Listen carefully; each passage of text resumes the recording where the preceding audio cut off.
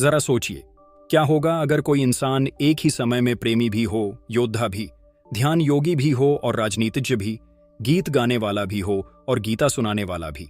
क्या ऐसा विरोधाभास संभव है?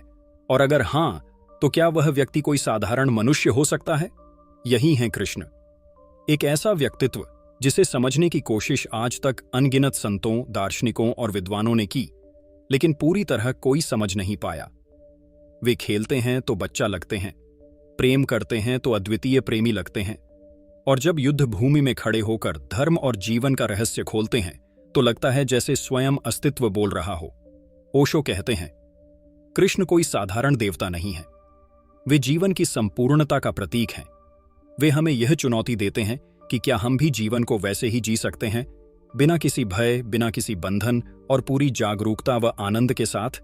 इस वीडियो में हम ओशो की पुस्तक Krishna the man and his philosophy के माध्यम से कृष्ण के उस असली स्वरूप को जानेंगे जिसे सामान्य पूजा पाठ और कथाएं अक्सर छिपा देती हैं।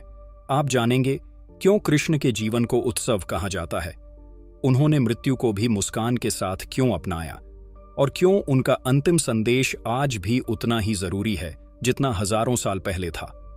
तो बने रहिए इस वीडियो के अंत तक, क्योंकि कृष्ण की यह यात्रा न सिर्फ आपको जीवन के गहरे रहस्य बताएगी, बल्कि यह आपके भीतर छिपे कृष्ण को भी जगाएगी। अध्याय 1, कृष्ण, संपूर्णता का प्रतीक। जब हम कृष्ण का नाम लेते हैं तो अक्सर हमारे मन में एक पारंपरिक छवि उभरती है।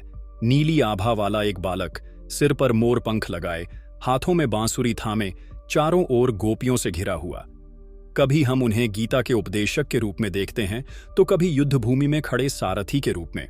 लेकिन ओशो कहते हैं कि कृष्ण को केवल इन सीमित छवियों में बांधना उनके विशाल व्यक्तित्व के साथ अन्याय है। कृष्ण इन प्रतीकों से कहीं अधिक गहरे और व्यापक हैं।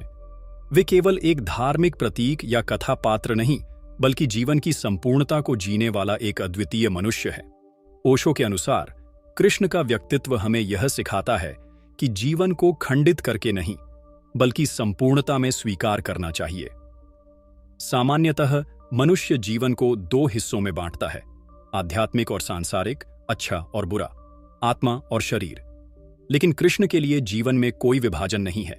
वे युद्ध भूमि में भी उतने ही सहज हैं जितने बांसुरी बजाते हुए। उनके लिए प्रेम और संघर्ष, ध्यान और राजनीति, कर्तव्य और उत्सव सब एक ही धारा के रूप हैं। यह उनकी सबसे बड़ी विशेषता है कि वे विरोधाभासों को टकराव नहीं मानते, बल्कि उन्हें जीवन का स्वाभाविक संतुलन मानते हैं। इस अध्याय में ओशो एक गहरी बात रखते हैं। कृष्ण संसार को न तो त्यागने योग्य मानते हैं और न ही केवल भोगने योग्य। उनके लिए जीवन एक उत्सव है, एक खेल है। वे हमें यह सिखाते हैं कि इस जीवन को जीना है, परंतु उससे आसक्त नहीं होना है। जीवन के प्रत्येक अनुभव का रस लेना है, लेकिन उसमें डूबकर स्वयं को खोना नहीं है। यह एक ऐसी कला है जिसे केवल कृष्ण जैसी विराट चेतना ही संभव बना सकती है। वे प्रेम करते हैं तो संपूर्ण हृदय से करते हैं, और जब युद्ध का समय आता है तो उसी संपूर्णता से कर्तव्य निभाते हैं। यही कारण है कि उनका जीवन हमें यह दिखाता है कि आध्यात्मिकता का अर्थ संसार से भागना नहीं, बल्कि संसार के बीच खड़े रहकर भी मुक्त बने रहना है। कृष्ण का रहस्य यही है। वे विरोधाभासों का जीवंत संगम है। वे बांसुरी भी बजा सकते हैं और शंख भी। वे प्रेम के रस में डूब सकते हैं और युद्ध के मैदान में धर्म की रक्षा के लिए खड़े भी हो सकते हैं। वे ध्यान की गहराई में उतर सकते हैं और साथ ही उत्सव में झूम सकते हैं। ओशो कहते हैं कि कृष्ण को समझना मतलब जीवन की संपूर्णता को समझना। वे केवल देवता नहीं हैं, वे संपूर्ण मनुष्य हैं, और यही उन्हें अद्वितीय बनाता है। लेकिन यहां एक गहरा प्रश्न उठता है। यदि कृष्ण जीवन को संपूर्णता से स्वीकारने की शिक्षा देते हैं, तो फिर वे गीता में अर्जुन को निष्काम कर्म और युद्ध का मार्ग क्यों सुझाते हैं? क्या आध्यात्मिकता और युद्ध एक साथ चल सकते हैं? और क्या यह संभव है कि कर्म करते हुए भी मनुष्य मुक्त रहे?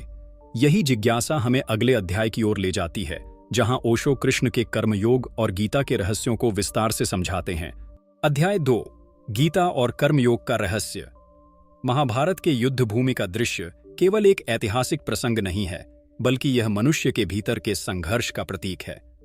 कुरुक्षेत्र वास्तव में हर इंसान के हृदय का मैदान है, जहां मोह और कर्तव्य, प्रेम और धर्म, भय और साहस सब एक दूसरे से टकराते हैं। अर्जुन जब युद्ध से पहले अपने रथ पर खड़े होकर अपने प्रियजनों, गुरुओं और संबंधियों को सामने देखता है तो उसका मन दुविधा से भर जाता है। वह सोचता है, क्या अपने ही लोगों के रक्त से विजयी होना उचित है? क्या धर्म युद्ध के नाम पर हिंसा करना सही है? उसका हृदय करुणा और मोह से कांप उठता है। यही वह क्षण है जब कृष्ण गीता का उपदेश देते हैं। ओशो इस पूरे प्रसंग को बहुत गहराई से समझाते हैं। उनके अनुसार कृष्ण अर्जुन को युद्ध के लिए मजबूर नहीं कर रहे, बल्कि वे उसे एक नए दृष्टिकोण से जीवन को देखने की शिक्षा दे रहे हैं। वे कहते हैं कि कर्म करना ही जीवन का धर्म है, लेकिन कर्म करते समय परिणाम से आसक्ति न होना ही सच्चा योग है। यह निष्काम कर्म की शिक्षा है, अर्थात कर्म करो लेकिन फल की चिंता मत करो। ओशो इस विचार को और भी स्पष्ट करते हुए कहते हैं कि मनुष्य का सबसे बड़ा बंधन उसका मोह और परिणाम से जुड़ाव है। हम हर काम इसलिए करते हैं ताकि हमें कुछ मिले, और यही अपेक्षा हमें दुखी करती है। कृष्ण अर्जुन को यही बताते हैं कि यदि तू कर्म करता है और परिणाम को ईश्वर या अस्तित्व पर छोड़ देता है तो तू मुक्त हो जाएगा। तब तेरे लिए युद्ध भी पूजा है और कर्म भी ध्यान। यह दृष्टिकोण इंसान को कर्म से नहीं बल्कि परिणाम से मिलने वाले बंधनों से मुक्त करता है। कृष्ण का संदेश यह नहीं है कि युद्ध ही धर्म है, बल्कि उनका कहना है कि जब जीवन हमें किसी संघर्ष के बीच खड़ा करता है तो उससे भागना उचित नहीं है। जीवन से भागना मोह है और जीवन का सामना करना धर्म है। अर्जुन भागना चाहता है, लेकिन कृष्ण उसे समझाते हैं कि यही क्षण उसके आत्मविकास का है। जब मनुष्य कठिन परिस्थितियों से जूझता है तभी उसका वास्तविक स्वरूप सामने आता है। यही कारण है कि कृष्ण कहते हैं, तू केवल कर्म कर, परिणाम मुझ पर छोड़। ओशो बताते हैं कि यह शिक्षा केवल युद्ध के संदर्भ में नहीं है, बल्कि हर इंसान के जीवन में लागू होती है। हम चाहे छात्र हों, कामकाजी हों या साधक, जब हम हर कार्य को पूर्ण समर्पण के साथ करते हैं और फल की अपेक्षा छोड़ देते हैं, तब हम भीतर से स्वतंत्र हो जाते हैं। यही कर्मयोग है, यही वह मार्ग है जो जीवन को साधना बना देता है। लेकिन यहाँ एक नया प्रश्न उभरता है, यदि जीवन को निष्काम भाव से जीना ही मुक्ति है, तो फिर प्रेम, रास और आनंद का क्या स्थान है? क्या आध्यात्मिकता का अर्थ केवल कर्तव्य निभाना है या फिर उसमें उत्सव और प्रेम का भी स्थान है? यही रहस्य हमें अगले अध्याय की ओर ले जाता है, जहां ओशो कृष्ण की प्रेम लीला और रास को आध्यात्मिक दृष्टि से समझाते हैं। अध्याय 3, कृष्ण और प्रेम। रास का आध्यात्मिक रहस्य। जब हम कृष्ण की बात करते हैं तो सबसे मनमोहक दृश्य हमारे मन में उनकी रास लीला का ही आता है, जहां वे वृंदावन की गोपियों के बीच बांसुरी बजा रहे हैं और चारों ओर नृत्य और प्रेम का अद्भुत उत्सव है।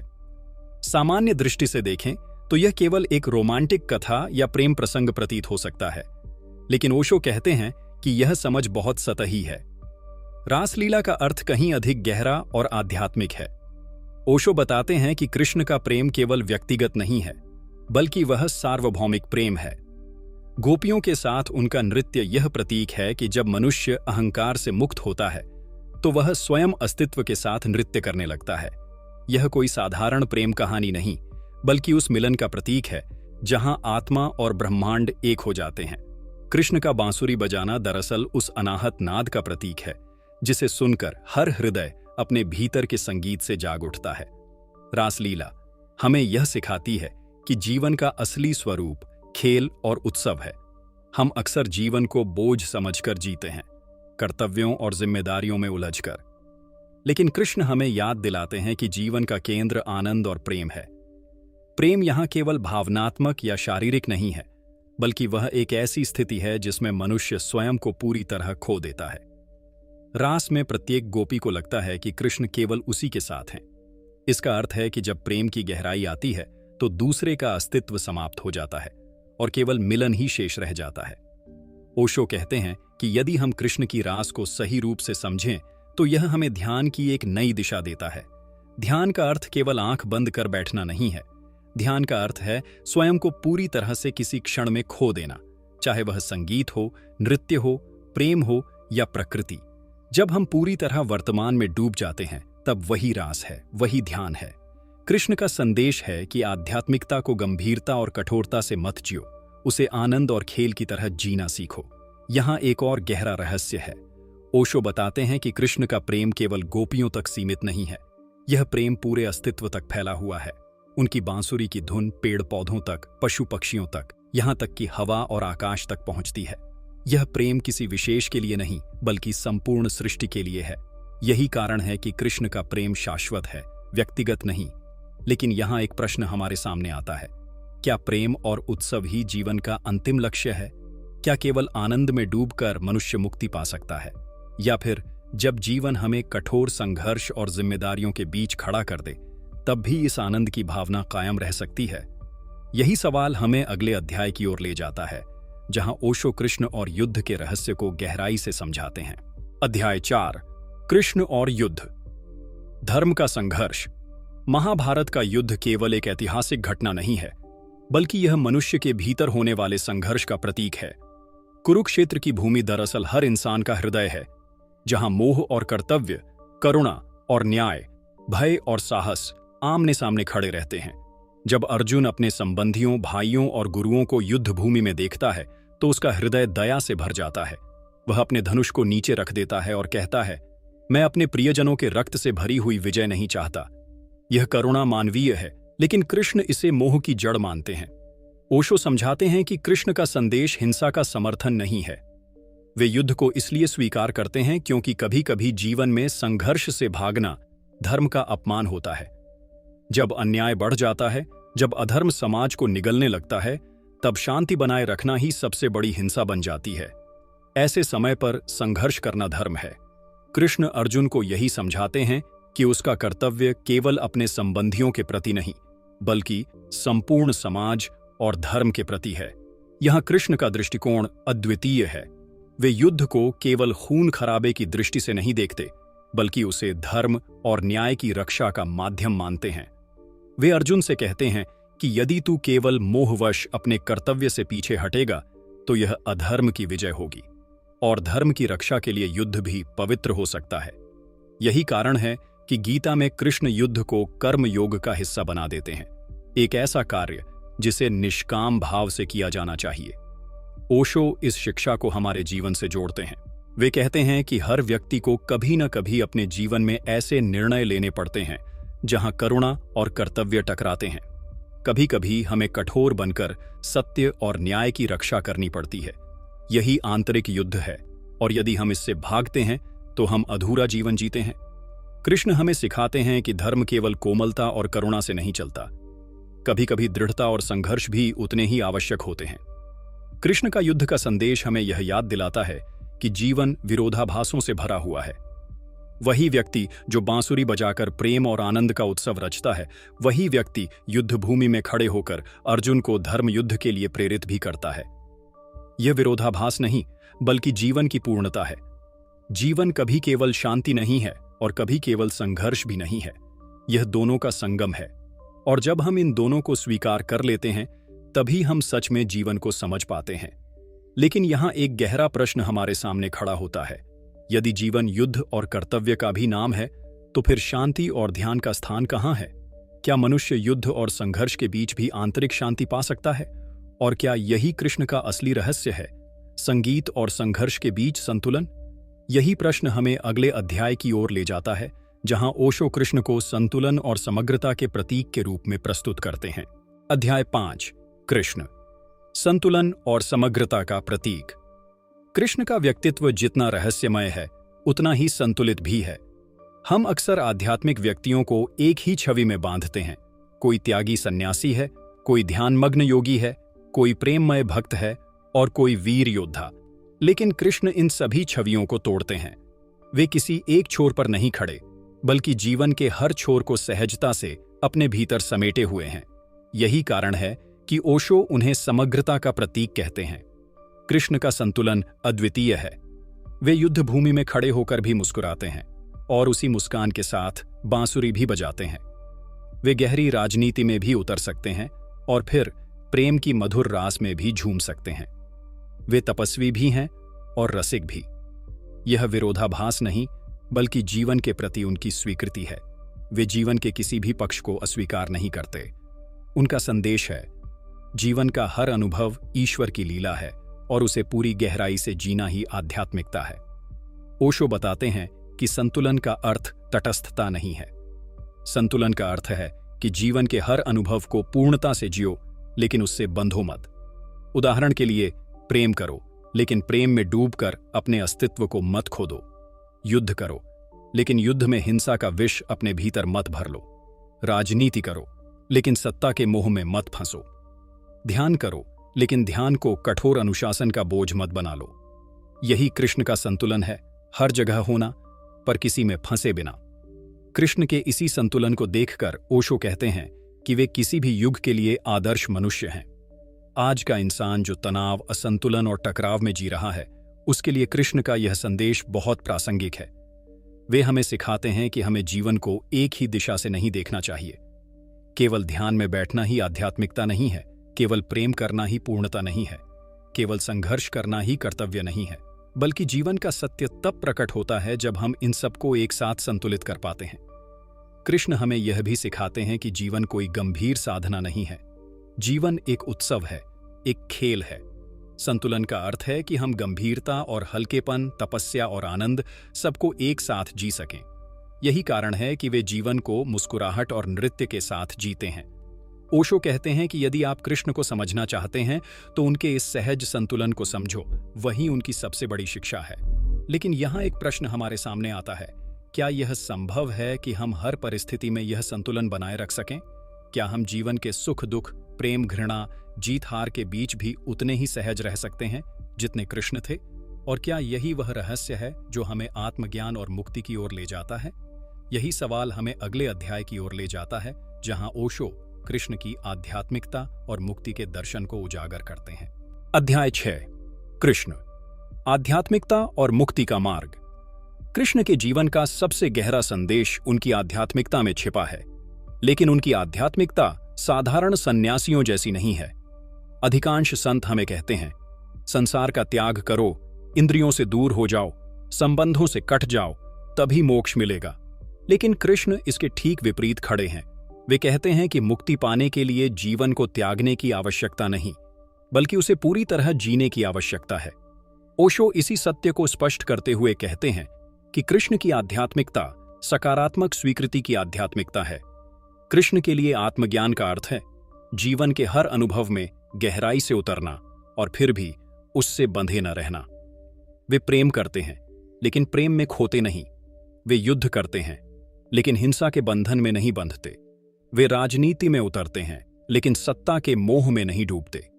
यही है कृष्ण की मुक्ति, जीवन के बीच रहकर भी जीवन से परे होना। ओशो इसे एक अद्भुत संतुलन कहते हैं, जो सामान्यतः मनुष्य के लिए असंभव लगता है, लेकिन कृष्ण इसे सहजता से जीते हैं। गीता में कृष्ण बार बार कहते हैं, स्वधर्मे निधनम श्रेयः परधर्मो भयावह। इसका अर्थ है कि अपने कर्तव्य और अपने मार्ग को पूर्णता से जियो, चाहे वह कितना भी कठिन क्यों ना हो। दूसरों की नकल करके या जीवन से भागकर मुक्ति नहीं मिल सकती। मुक्ति तब मिलती है जब हम अपने भीतर की क्षमता, अपने धर्म को पहचानकर उसे बिना किसी भय के जीते हैं। यही वास्तविक आध्यात्मिकता है। ओशो कहते हैं कि कृष्ण की आध्यात्मिकता में कोई कठोरता नहीं है। वे न तो ध्यान को एक बोझ बनाते हैं, न ही धर्म को एक भारी जिम्मेदारी। उनके लिए ध्यान भी आनंद है, भक्ति भी उत्सव है और मुक्ति भी खेल है। यही कारण है कि कृष्ण को देखकर हमें लगता है मुक्ति किसी दूर के लोक में नहीं, बल्कि इसी जीवन में संभव है। यह तभी संभव है जब हम वर्तमान क्षण को पूरे होश और पूरे आनंद के साथ जीते हैं। कृष्ण का यह दृष्टिकोण आज के इंसान के लिए बहुत महत्वपूर्ण है। हम अक्सर सोचते हैं कि आध्यात्मिकता का मतलब है भागना, भीड़ से, जिम्मेदारियों से, संबंधों से। लेकिन कृष्ण हमें याद दिलाते हैं कि असली चुनौती है जीवन के बीच खड़े रहकर भी भीतर से स्वतंत्र होना। यदि आप बाजार में भी मुक्ति पा सकते हैं, यदि आप संबंधों में भी स्वतंत्र रह सकते हैं, यदि आप संघर्षों के बीच भी शांति पा सकते हैं, तो वही सच्चा आत्मज्ञान है। लेकिन यहाँ एक महत्वपूर्ण प्रश्न उठता है, यदि आध्यात्मिकता का अर्थ जीवन को पूर्णता से जीना है, तो क्या यह मार्ग हर किसी के लिए संभव है? क्या आम इंसान कृष्ण की तरह प्रेम, युद्ध, राजनीति और ध्यान को एक साथ संतुलित कर सकता है? और यदि हां, तो यह संतुलन कैसे पाया जाए? यही रहस्य हमें अगले अध्याय की ओर ले जाता है, जहां ओशो बताते हैं कि कृष्ण का असली संदेश किसी विचारधारा या धर्म ग्रंथ में नहीं, बल्कि स्वयं जीवन के उत्सव में छिपा है। अध्याय 7 कृष्ण, जीवन का उत्सव। यदि हम कृष्ण के पूरे जीवन को एक सूत्र में बांधना चाहें तो वह सूत्र है उत्सव। ओशो कहते हैं कि कृष्ण का अस्तित्व स्वयं एक उत्सव है। उनका हर क्षण आनंद से भरा हुआ है, चाहे वे बांसुरी बजा रहे हों, रास रचा रहे हों, गीता का उपदेश दे रहे हों या फिर युद्ध भूमि में खड़े हों। जीवन की हर स्थिति को वे एक उत्सव की तरह स्वीकारते हैं। यही कारण है कि उनके चेहरे पर हमेशा एक सहज मुस्कान रहती है, चाहे परिस्थितियां कितनी भी कठिन क्यों न हों। कृष्ण हमें सिखाते हैं कि जीवन गंभीरता से जीने की वस्तु नहीं है। हम अक्सर सोचते हैं कि आध्यात्मिकता का अर्थ है कठोर अनुशासन, तपस्या और गंभीर साधना, लेकिन कृष्ण इसका खंडन करते हैं। वे कहते हैं कि जीवन को बोझ की तरह नहीं, बल्कि एक खेल, एक नृत्य, एक गीत की तरह जीना चाहिए। यही कारण है कि वे प्रेम करते समय भी पूर्ण होते हैं और युद्ध करते समय भी। उनके लिए हर अनुभव में एक ही धारा बह रही है, आनंद और उत्सव की। ओशो बताते हैं कि कृष्ण का संदेश बहुत सीधा है। यदि तुम जीवन को एक उत्सव की तरह नहीं जी सकते तो तुमने जीवन को समझा ही नहीं। हर दिन, हर क्षण, हर परिस्थिति को इस भावना के साथ जीना चाहिए कि यह एक उपहार है।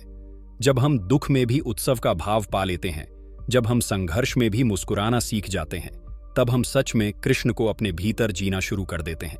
कृष्ण की यह दृष्टि हमारे समय के लिए और भी प्रासंगिक है। आज का इंसान तनाव, चिंता और दौड़ भाग में डूबा हुआ है। वह जीवन को केवल जिम्मेदारियों और समस्याओं के रूप में देखता है। लेकिन कृष्ण हमें याद दिलाते हैं कि जीवन का केंद्र केवल काम या संघर्ष नहीं है, बल्कि जीवन का केंद्र है आनंद। जब हम काम को भी खेल की तरह करेंगे, संबंधों को भी प्रेम की तरह जिएंगे और कठिनाइयों को भी सीख की तरह अपनाएंगे, तभी जीवन उत्सव बन पाएगा। यही कारण है कि कृष्ण के जीवन में हमें हमेशा नृत्य, संगीत और हंसी दिखाई देती है। उनका अस्तित्व हमें यह कहता है कि ईश्वर दूर कहीं नहीं है। जब हम नाचते हैं, गाते हैं, प्रेम करते हैं और पूरी जागरूकता के साथ जीते हैं, तभी ईश्वर हमारे भीतर प्रकट होता है। ओशो कहते हैं कि कृष्ण की असली भक्ति यही है, जीवन को उसकी संपूर्णता में एक उत्सव की तरह जीना। लेकिन यहां एक और सवाल खड़ा होता है, क्या जीवन को केवल उत्सव बनाना ही पर्याप्त है? क्या इस आनंद के पीछे कोई गहरा रहस्य और अंतिम सत्य छिपा है? और क्या कृष्ण का अंतिम संदेश हमें जीवन से परे, मृत्यु और अमृता की ओर ले जाता है? यही जिज्ञासा हमें अगले अध्याय की ओर ले जाती है, जहां ओशो कृष्ण के माध्यम से जीवन और मृत्यु के रहस्य को उजागर करते हैं। अध्याय 8 कृष्ण, जीवन और मृत्यु का रहस्य। कृष्ण के जीवन की सबसे अनोखी बात यह है कि उन्होंने मृत्यु को भी उसी सहजता से स्वीकार किया जिस सहजता से वे जीवन को जीते थे। ओशो कहते हैं कि कृष्ण हमें यह सिखाते हैं कि मृत्यु जीवन का अंत नहीं है, बल्कि उसका स्वाभाविक हिस्सा है। जिस तरह रात और दिन, सुख और दुख, प्रेम और संघर्ष एक दूसरे के बिना अधूरे हैं, उसी तरह जीवन और मृत्यु भी एक ही धारा के दो किनारे हैं। कृष्ण मृत्यु को कभी भय की दृष्टि से नहीं देखते। उनके लिए मृत्यु केवल एक परिवर्तन है, जैसे वस्त्र बदल लेना। गीता में वे अर्जुन से कहते हैं, न जायते म्रियते व कदाचित, आत्मा न जन्म लेती है और न मरती है। यह वाक्य केवल दार्शनिक सिद्धांत नहीं है, बल्कि कृष्ण का व्यक्तिगत अनुभव है। उन्होंने मृत्यु को न केवल समझा है, बल्कि उसे एक मित्र की तरह स्वीकार किया है। ओशो बताते हैं कि कृष्ण का यही दृष्टिकोण हमें जीवन को सही रूप से जीना सिखाता है। हम अक्सर मृत्यु के डर से जीवन को आधा अधूरा जीते हैं। हमारी हर कोशिश होती है कि मृत्यु से बच जाए, और इसी डर में हम वर्तमान को खो देते हैं। लेकिन कृष्ण कहते हैं, मृत्यु से मत डरो, क्योंकि आत्मा कभी मरती नहीं। यदि मृत्यु से डर खत्म हो जाए तो जीवन को जीने का साहस आ जाता है। तब हर क्षण एक उत्सव बन जाता है। कृष्ण की सबसे बड़ी शिक्षा यही है कि जो व्यक्ति मृत्यु को स्वीकार कर लेता है, वही जीवन को पूर्णता से जी सकता है। मृत्यु से इनकार करने वाला व्यक्ति कभी जी भी नहीं पाता, क्योंकि वह हमेशा भय में बंधा रहता है। लेकिन जो व्यक्ति मृत्यु को एक रहस्य, एक यात्रा का हिस्सा मान लेता है, वह जीवन में मुक्त हो जाता है। वह हर अनुभव को पूरे दिल से जीता है, क्योंकि उसे पता है कि खोने के लिए कुछ भी नहीं है।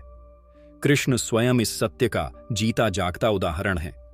उनका जीवन प्रेम, युद्ध, राजनीति, ध्यान, उत्सव हर पहलू से भरा हुआ था, और जब मृत्यु आई तो उन्होंने उसका भी स्वागत किया, मानो वह कोई पुराना मित्र हो।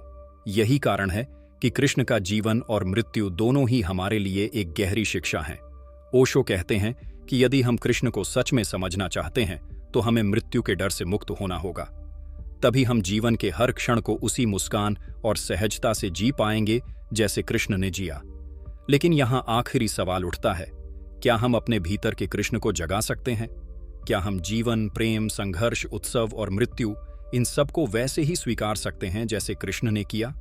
यही प्रश्न इस पुस्तक के अंतिम संदेश की ओर हमें ले जाता है, जहां ओशो बताते हैं कि कृष्ण केवल एक ऐतिहासिक व्यक्ति नहीं है, बल्कि हर इंसान के भीतर सोई हुई संभावनाएं हैं।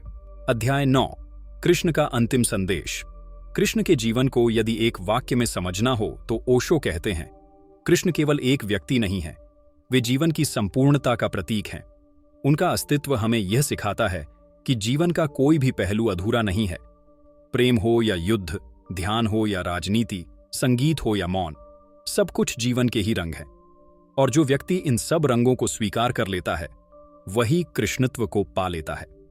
ओशो स्पष्ट करते हैं कि कृष्ण का अंतिम संदेश किसी ग्रंथ, किसी विचारधारा या किसी कठोर सिद्धांत में नहीं है।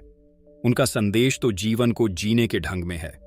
वे हमें यह सिखाते हैं कि सच्चा धर्म कोई अनुशासन नहीं, बल्कि जीवन के प्रति गहरी संवेदनशीलता और जागरूकता है। जब हम हर क्षण को एक उत्सव की तरह जीते हैं, तब धर्म अपने आप प्रकट हो जाता है। कृष्ण हमें यह भी बताते हैं कि इंसान का लक्ष्य कहीं बाहर नहीं है। मुक्ति किसी स्वर्ग लोक में नहीं, ईश्वर किसी मंदिर या मूर्ति में नहीं, बल्कि हमारी अपनी चेतना के भीतर है। यदि हम जीवन को संपूर्णता में जी लें तो मृत्यु भी हमें छू नहीं सकती। और तब हमें पता चलता है कि जीवन और मृत्यु दोनों केवल लहरें हैं। असली सागर तो आत्मा है, जो सदा अचल और अमर है। इस दृष्टि से कृष्ण हर इंसान के भीतर छिपी हुई संभावनाओं का प्रतीक हैं। वे हमें यह चुनौती देते हैं कि क्या हम भी उसी सहजता, उसी नृत्य, उसी संगीत, उसी स्वतंत्रता को जी सकते हैं? क्या हम भी अपनी बांसुरी खोज सकते हैं, वह बांसुरी जो भीतर की मौन ध्वनि को बाहर व्यक्त करती है?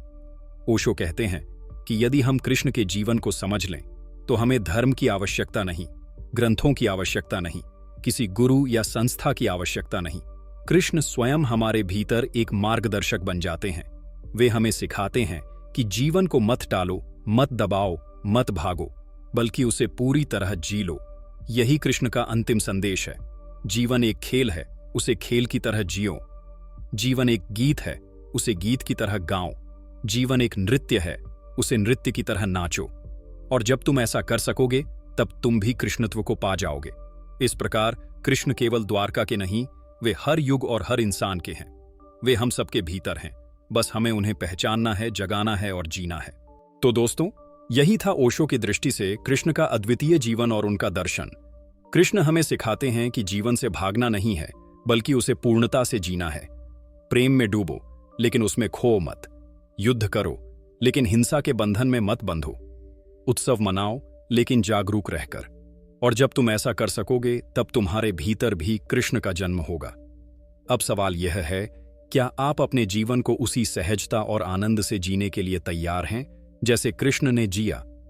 अगर हां, तो यह वीडियो सिर्फ जानकारी नहीं, बल्कि आपके लिए एक निमंत्रण है अपने भीतर के कृष्ण को जगाने का।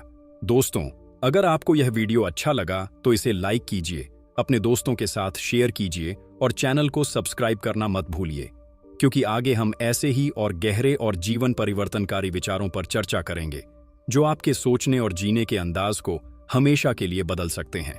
और हां, नीचे कमेंट में लिखकर बताइए, आपके लिए कृष्ण का कौन सा पहलू सबसे प्रेरणादायक है? उनका प्रेम, उनकी गीता या उनका उत्सव? मैं आपके विचारों का इंतजार करूंगा।